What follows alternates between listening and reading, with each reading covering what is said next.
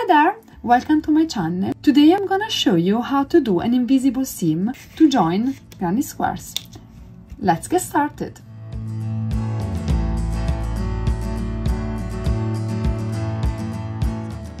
So we have these two granny squares to join, and they are made with my pattern of the modified granny square. You can find at this link. This pattern is simply different from the normal granny square because it has smaller holes, but this method I'm gonna show you today how to join them together will work for any granny square. So these two are the right side of the granny square. So what we are gonna do now is positioning one on top of the other with right side together, so we will facing the wrong side. Okay, now we are gonna take a little bit of yarn. I'm using a yarn of a different color just to show you how much invisible is this stitch, but if you use a matching yarn with the color that you already have, you won't see it at all.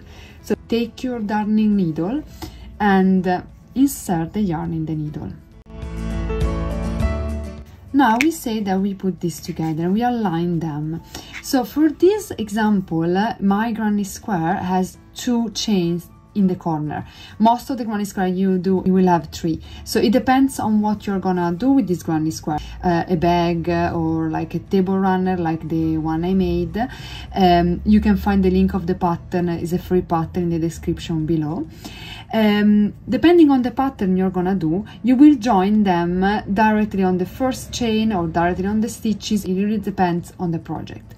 So today what we're gonna do is join from the first chain in the corner to the fourth chain on the corner here. We are gonna work in the external loops of the stitches. As you know, the stitches have always one front and one back loop. The one facing you is the front loop, the one not facing you is the back loop, the same here. Since here it can be confusing calling that back and front loop because we are having them in front of each other, just to be easier, we will call them external loops. So what we are gonna do is working in these loops, so just this one and just this one. So let's start from the chain. So what we are gonna do is, this is the first one and this is the second chain. We enter in the second chain, and we enter again here, first and second, we enter in the second. As you can see, I'm entering on the back loop of this one, so it's the external loop. And I'm gonna pull the yarn. I will leave a little bit to weave in later, but that's it. So now we are gonna work this way. So we are gonna take the external loop, I'll show you better. So the external loop and the external loop of the next stitch, which is also the first double crochet. Okay, and I pull through. Then from this side, I'm gonna take again just the external loop, and here as well just the external loop.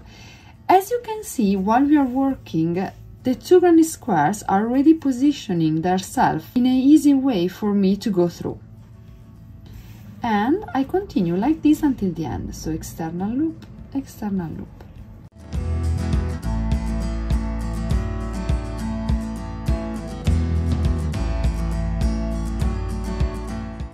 Now that I reach the end, I see that we are 1 2 chain and 1 2 chain. I just do the first one, and that's it.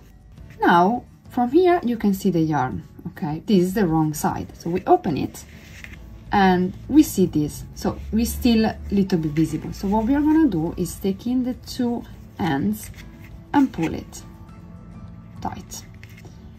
Now you can't see the join. So that's my way to go for the invisible join.